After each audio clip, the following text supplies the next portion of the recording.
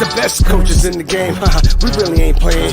We regroup up in the Slack chat where the coaches debrief. We be piecing these puzzles, occupy the chunk of the pie. Ain't no lie when we hit the block, helmet's casket is top. You be seeing helmet after helmet, helmet after helmet. First place, second place, fifth place, eighth place, 12th place, 15, 16, 20. So many helmets, you got blurred vision, we got. All right, everybody, welcome back to another edition of the DFSARMY Bowl Call Fantasy Football Podcast. I'm Alan Cislowski, and we have a good one for you today. Special guest from RosterWatch, Byron Lambert is here. He made it. What's up, Byron? Oh, man, just staying busy, getting fired up for the season, and happy to join, Alan. Always looking forward to all the great work you've been putting up over at RosterWatch lately, too, man. We really appreciate having you as part of the team. I know RosterWatch Nation loves you. So happy to be on, man, and rap with you from the other side, man. Yeah, this is cool. It's rare. It's rare I get to ride shotgun. You know what I mean? This is cool. Now, this is good for me. For many, there's some subscribers to DFSARMY who know about RosterWatch through some of the work I've done for you guys, the columns, but most of them know about it because of all the great rookie work you've done over the last decade plus, 12 years. And that really is my first question for you. Can you tell everybody about what you've been doing? How long have you been doing fantasy as a business or even as a full-time hobby for? Well, I began playing in, I want to say it was 2005. Alex had been playing for several years already. He'd been trying to talk me into playing fantasy for quite some time. You know, we were college, but I'll give you the genesis of the story. So just for context, Alex Dunlap is your business partner and the co-founder of RosterWatch. Yes. Yeah. And the host of RosterWatch, the lead host of RosterWatch. One of the great minds in the fantasy industry, truly, Alan, and I give Alex a lot of credit for, the direction that we took as a company. But I guess just the genesis is, so Alex and I are both Texas Longhorns. We went to the University of Texas. He was in a college rock band, and I was roommates with the lead singer of his band. So we had a party at our house one evening, and Alex woke up the next day to find me on a Sunday morning just glued to the NFL ticket on the TV back in like 2001 as a poor college student. I mean, it was like I put all my money, extra money towards that. And so that's how our friendship originated. We didn't miss a Sunday of football together, I think, for 11, 12 years after that. We watched football every Sunday together. So I was kind of a purist. I was a huge Jerry Rice fan. I wanted to be able to watch the end of all of his games at the end of his career. Alex had tried to talk me into his home league for fantasy, and I just said, man, that's cockamamie. I'm a purist. I don't want fantasy to screw up my love for football. And then finally I took the plunge. I think it was 2005, 2006. It was the big LaDainian Tomlinson year. I actually was able to draft Tomlinson that year, but I was a noob. I was an amateur. I came out of the blocks slow that season, got swindled in a trade, in a desperation trade for LaDainian Tomlinson back in the day. And man, he went on, what turned out to be a historic tear. I could have probably made the playoffs just single-handedly with him, as bad as my team was in that inaugural year in my fantasy, career. So that is the genesis. And then in 2011, Alex and I had a couple of good friends that worked for the ESPN station local in Austin. And they approached Alex about doing a fantasy football show, or had kind of discussion with him about it. And, Alex said to me, he said, hey man, I'm interested, but if I was going to do this show, I want you to do it with me. Wow. And, I said, well, I'm at the point, by that point I was about 30 years old. I was in my late 20s at that point. And I just said, look, I'm at the point where anything I do at this point has to have some type of business aspect to it. I can't just be, putting a bunch of time into hobbies at this point in my professional trajectory, I guess is what we call it. That's what I always think. That's what's so good about you. I'm gonna let you continue your stories. That even with your approach to fantasy, you're always like the adult in the room. You always have a very like sane, logical approach. And then it seems like you have a history of that when you're talking about your decision to move forward with this as a business or as as an upward trajectory. So it's interesting to hear you talk about this in a different context. You were always like this. You took a sane, logical approach. Yeah, I think it's a little bit just in my makeup. My grandparents were, self-made immigrants. They had like a family business. So I think I saw that from when I was young. And then I was an economics major at UT, and I got into mortgage banking out of college. And that led to, I say a brief career in sales, man. I sold everything under the sun, Yeah. from mortgages to banking software to C-level bank executives across the country on cold calls to, I used to sell in another life. I helped start a janitorial supply company in Austin, Texas. And sold truckloads of toilet paper. So, you'd be rich. You'd be rich today, right? If you sold toilet paper. Man, but my buddies have been selling hand sanitizer like it's going out of style. Nothing's more humbling than sales. I mean, I remember even as a kid just knocking on doors. So you remember those dollar candy bars with the McDonald's coupon on them that everybody sold? I just remember, having a strategy, knocking on doors. So yeah, if you've done sales, especially in the early part of your life, there's nothing more humbling because you're told no a lot. And until you get to that point of success, you have to be prepared to be told no a lot. So my question... Yeah. My question for you then is, when did you get, because your unique position, RosterWatch's unique position in the marketplace, I mean, there's so many things that you do well, but your rookie evaluations, your boots on the ground approach to rookies, how did the decision to focus on that or that be a pillar of what RosterWatch has become today? Yeah, we've got to give a lot of credit to Alex on that one. We got in the business at the right time. The space wasn't overly competitive at that point. The analytics hadn't gone totally bonkers.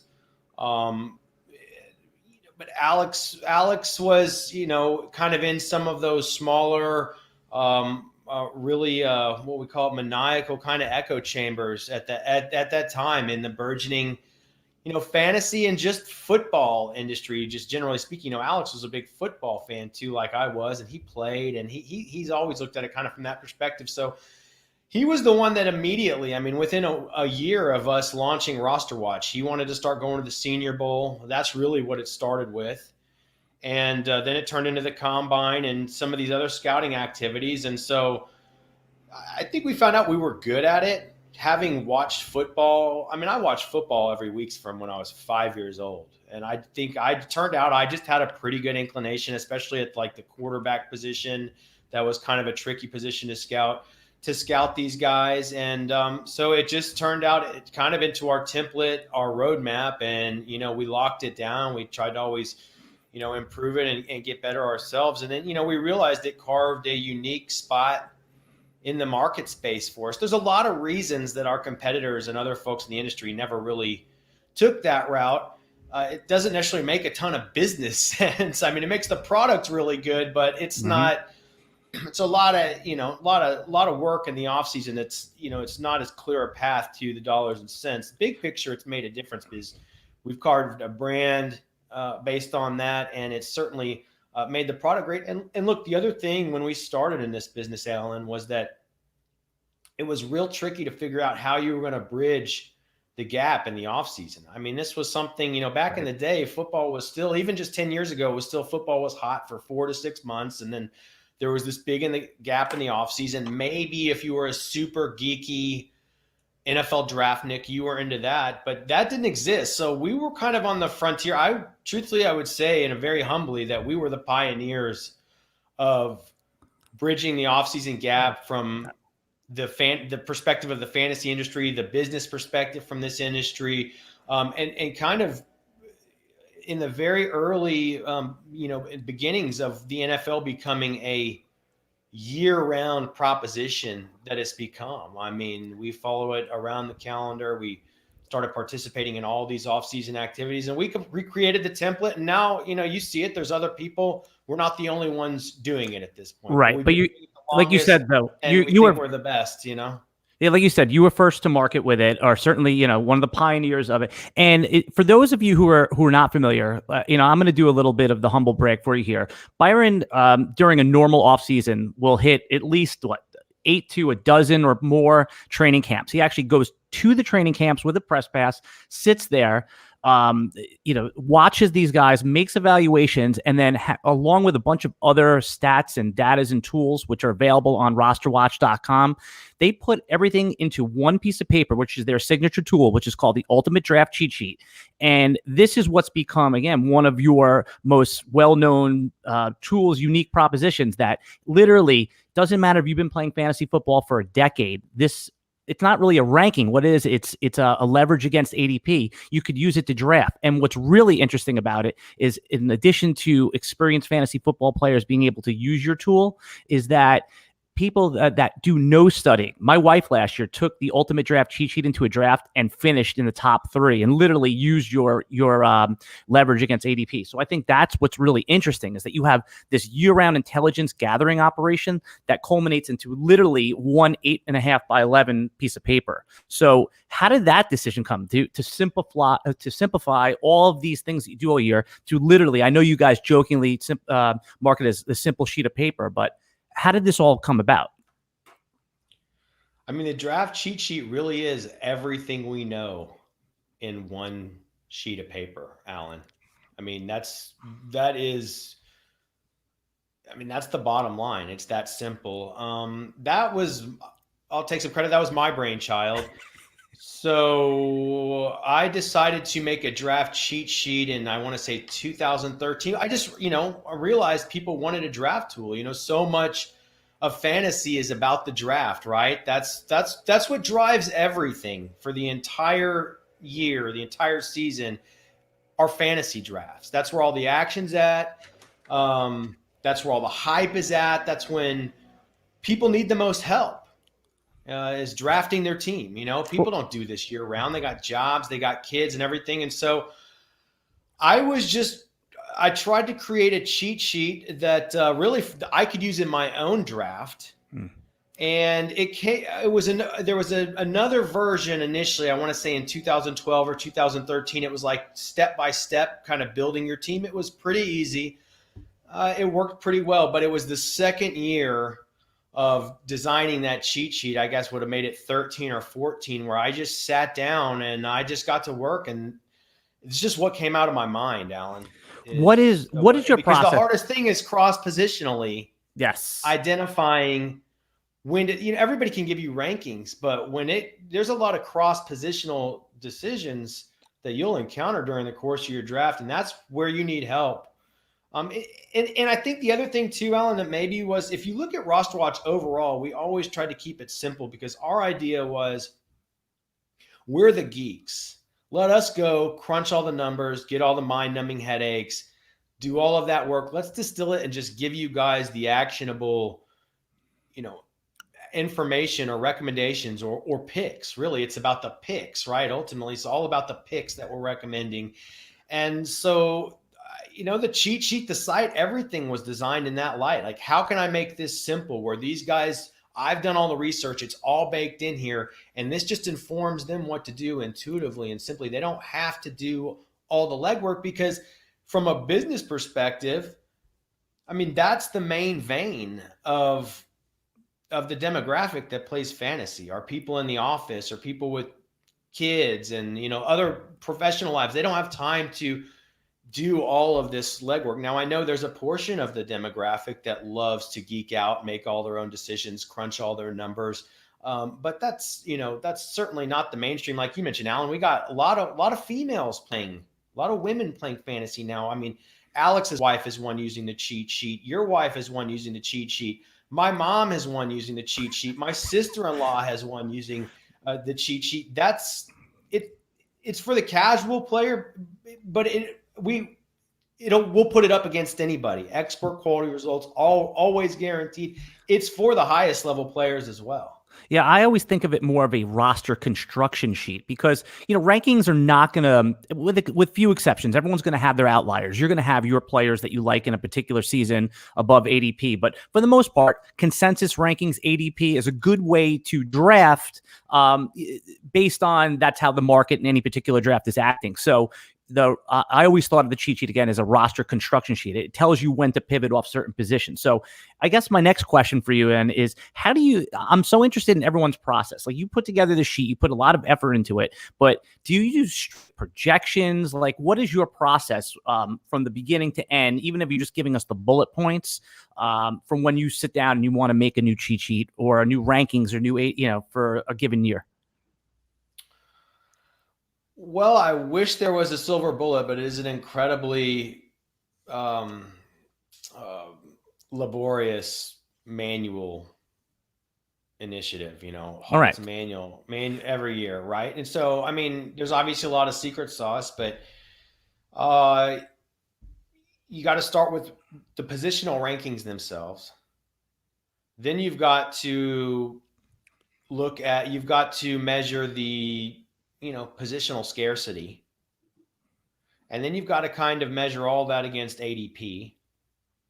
And then you want to bake in all of your offseason intelligence, everything from the scouting process, the NFL draft process, the coaching and GM interviews at the combine, all the way to, the draft tools that are on the site now, the strength of schedule by position, the scoring distribution from last year for the positions, the player props on the season for the position, all of that. You're going to use that to kind of fine tune everything. And then I kind of, in the end, I like to zoom out to, where was I before all the clutter entered my head? That's right. Kind of a last QC. And then, dude, there's just a ton of testing that goes on after that. Tons and tons of testing versus ADP. You just literally us running simulations by the dozens, by the hundreds, and fine tuning. It is a manually curated sheet. That's my brain. That's Alex's brain in that piece of paper, informing you guys every step of your draft. What's your favorite form of fantasy to play? Do you like super flex? Do you like some sort of a premium on the tight end, just straight PPR with one QB? You've played them all at this point. What is your personal favorite if you were starting a league with your friends or some industry competitors? It's funny. It reminds me of like back in my poker days. I had I was a pretty decent poker player. I had friends who were very, very good poker players. I like to play often and frequently, but I did have a group of friends that were wild good players, and they wanted to play, Omaha high-low. Like, they wanted to get into some really, really, really woolly games, right? And I would always ultimately, I liked a tough, difficult, action-packed game, but I would always find myself basically playing Hold'em. I think I look back and I think that's kind of how my personality holds true here in this situation. Alan, I like playing these days, man. I like a half-point PPR. I want either 3 wide receivers and a flex that's tight end eligible, or I want 2 wide receivers and 2 flex positions that are tight end eligible. I like having an IDP, one single IDP every week. You got to pick a player there. We do a captain in one of my favorite leagues that I enjoy. It's kind of like adding in. We took this rule from you, and now it seems like DraftKings and all them use it. But I have to admit, you were the original use a captain. And explain what the captain rule is, because I instituted this in my league 3 years ago, and people loved it. It was just a lot of work to keep up with it. But explain to people what a captain is, because this is a good rule. Yeah, so the way that we designed it was that every week, each owner in the league selects one non-quarterback starter. It could be a kicker or defense even. One non-quarterback starter that's designated their captain on the week, and that player gets double points on the week. So it's just another wild variable that can be a massive equalizer. It's like another excruciating flex decision every week. And the caveat is, Alan, you cannot use the same player 2 weeks in a row. That way, somebody has Christian McCaffrey from last year. They can't, you want to have still somewhat of a level playing field. So I enjoy that. And then last thing here, I did this flex draft I covered for SiriusXM, an expert draft here recently, co-hosted with the diehards, Bob Harris and Mike Dempsey. I did appreciate the fact that league, man, they went 3 wide receivers, 2 flex that were tight end eligible. I mean, that really blows out that roster. I mean, look, we do all this work. I want to be able to put it to use. I like a deep bench, man. I want 17 roster spots. I don't want I want to have to make tough, I like to have to pick up some bottom feeders, man, during the course of the season. That's what I do all of this work for. So I guess generally speaking, those are the kind of formats that, I play most frequently in. So as Byron said, he, in addition to being featured on the RosterWatch podcast, which I recommend you all subscribe to, and go over to RosterWatch on Twitter at RosterWatch, give them a follow. So much good information constantly being pumped out. What I wanted to ask you next was, with our last, 10 minutes or so here, was some rookie questions, some 2020 relevant fantasy information. And again, I have 1,000 questions for you, Byron. We can keep going as long as you want, but I want to be respectful of your time. But some of the rookie questions that I've gotten asked, that I'm just curious of your evaluation. So Jordan Love in Superflex Dynasty drafts is a player that a lot of people ask me about. And there seems to be a quarterback every year that goes way too late. Like last year, it was Daniel Jones. He was going in the second round of Superflex drafts. Is Jordan Love, from your observation and any study you've done on him, does he have a real chance, just even given his opportunity, that he's going to be fantasy relevant for years to come? Should he be a first-round dynasty pick? Yeah, Jordan Love has a real shot at becoming a bona fide player in the league. I mean, obviously not a can't-miss prospect. I saw him at the Senior Bowl. I told you, Alan, I'm good at scouting these quarterbacks. That's why I asked. Got a lot of quarterback evaluations right over the years when I've stood in the fire. You know me, man. I don't subscribe to groupthink. The thing is, I don't even pay that much attention to it. Alex is much more drill. I mean, being our lead product guy and broadcaster, he has to be totally in tune with the industry.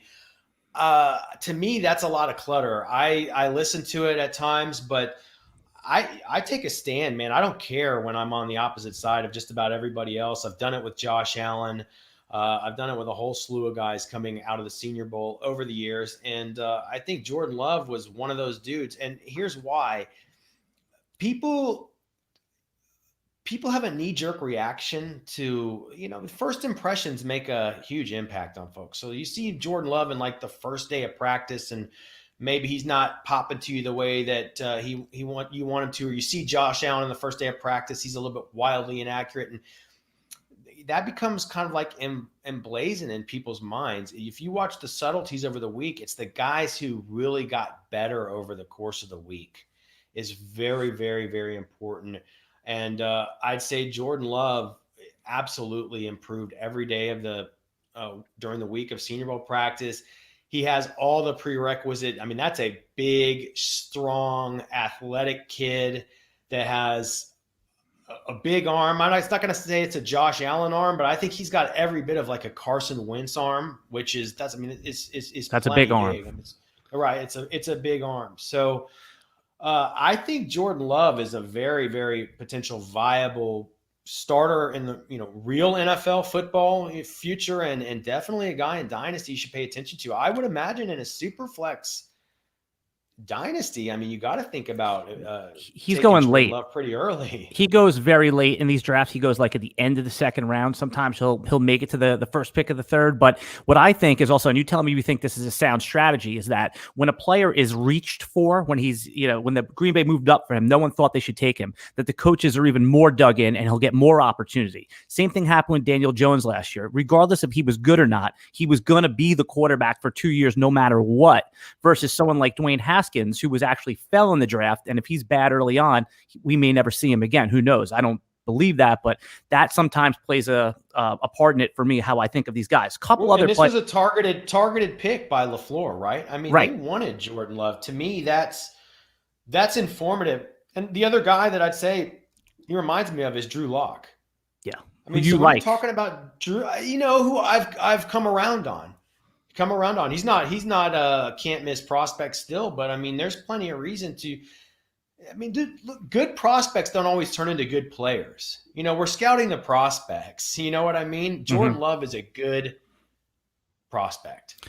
2 more players I'll ask you about, Byron. And I just think that, you're good at identifying what you've called blind spots in ADP. And that's, again, what your cheat sheet is all about, is finding the blind spots. And again, I'm not sure on Sami Watkins because he's continually disappointed everybody at every step of the way for fantasy.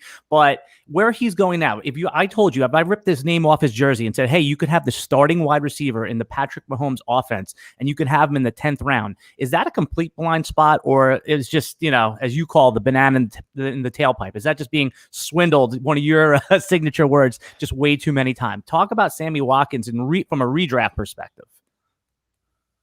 Really, really warmed up to Sami Watkins, a guy that we have massive exposure to on the cheat sheets at rosterwatch.com, really because you don't have anything to lose by having massive exposure to Sami Watkins. And look, I'm basically of the mindset of you and most other people that, generally speaking, like Sami Watkins, kind of a disappointment in Kansas City. This isn't a guy we want to go, way out of our way for anymore in fantasy, right? But like when you're getting him as your wide receiver 5 in this abbreviated wacky year, where I really do think this is going to be like Andy Reid has always said that he wanted to run the Texas Tech offense, the Texas Tech version of his offense with Patrick Mahomes.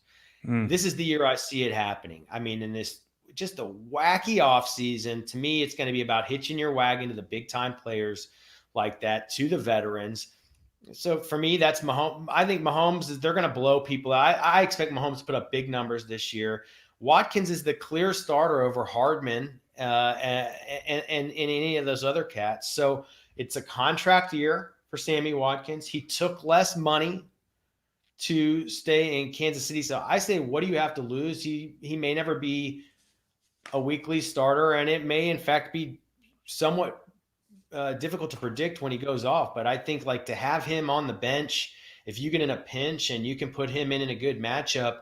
We had Therese Paylor, former Chiefs insider and lead reporter for Yahoo Football these days. He was on the podcast with Alex the other day, and I mean, he said he's all in on like a late round Sami Watkins this year for those same reasons. So he's a trusted source, and I just think logic dictates it's a low risk, high reward play.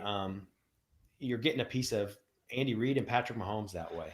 Yeah, and as Byron just said, again, I've told you earlier, but definitely go subscribe to the Roster Watch podcast. They have had a murderer's row of amazing guests. And one of my questions, which I kind of answered it myself, I should just ask it rhetorically at this point, is being that you're not going to be able to do your usual rounds of boots on the ground, what are you doing to making sure that you're staying up to date with intelligence? But the answer is kind of obvious to me. You're having on these elite connected reporters, and I've noticed an uptick in those type of guests. So I'm guessing that was strategic for this season.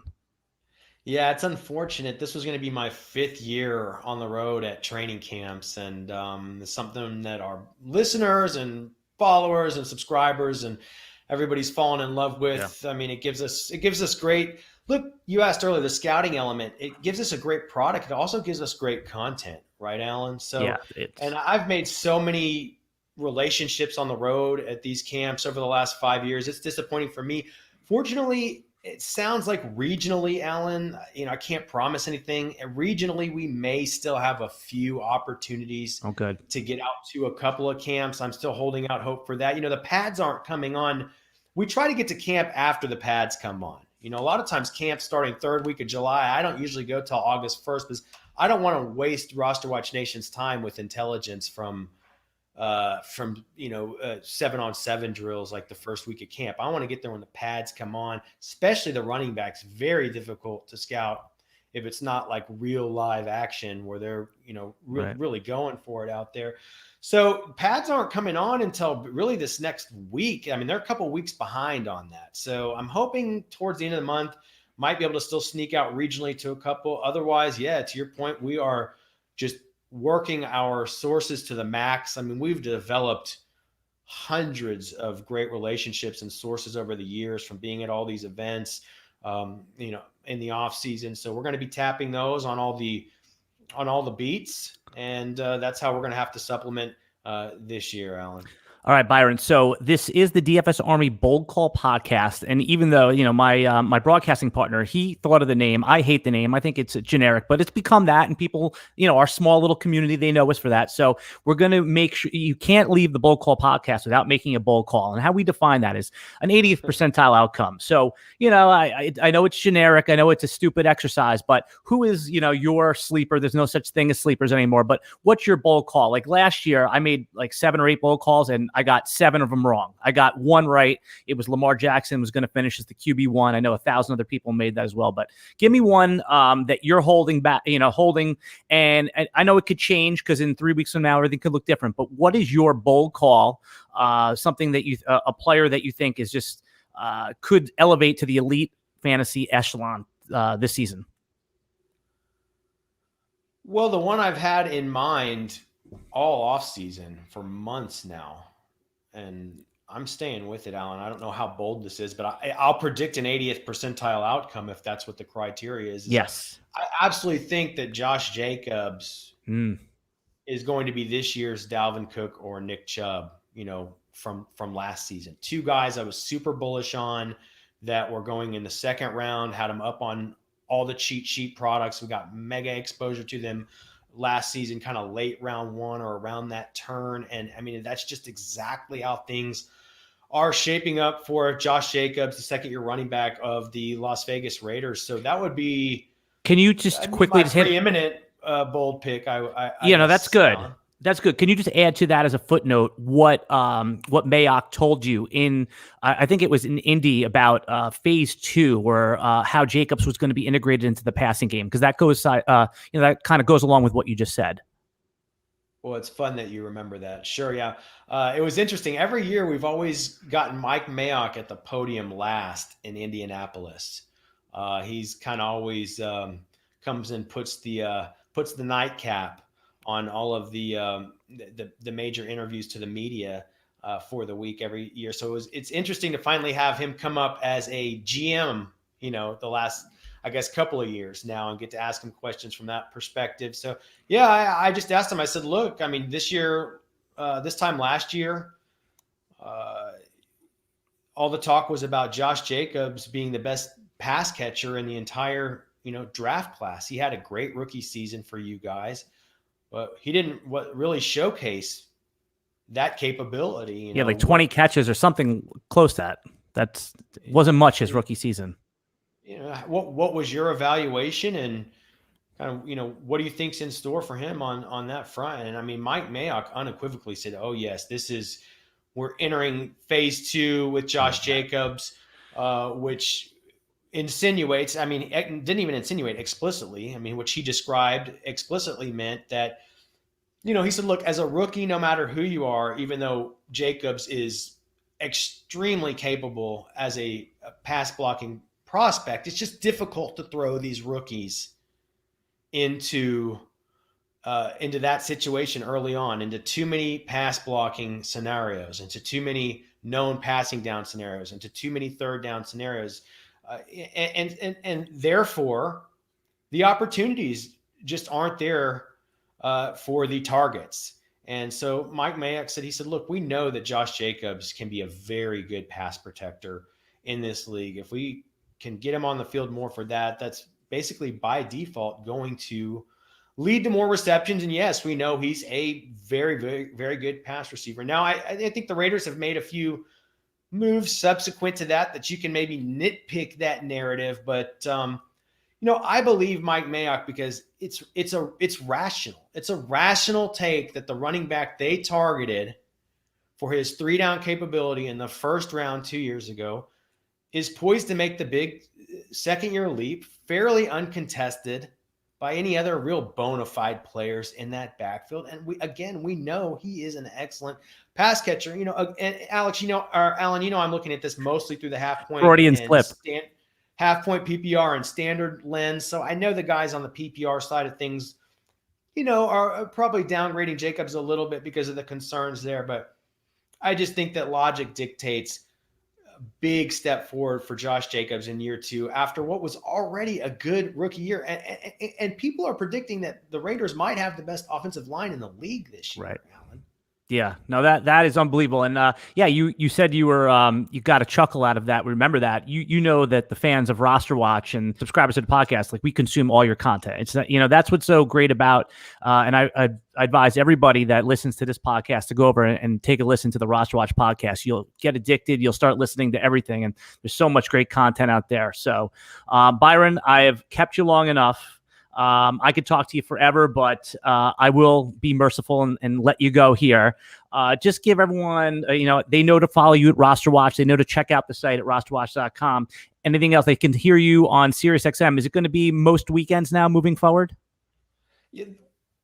In-season schedule still a little bit up in the air, waiting for finality on that. The rest of August, we will be on Saturday and Sunday nights, so you'll get us twice a week. We're going to be making 5 guest appearances a week on the channel as well. So I will be on with Jeff Ratcliffe tomorrow around noon Eastern. I want to say 11:30 Eastern. I'll be on with Bob Harris and Michael Fabiano for their show Fantasy Dirt tomorrow, and then I think Alex will actually be on Bob Harris's show this evening and on Friday as well. So yeah, I heard Fabiano.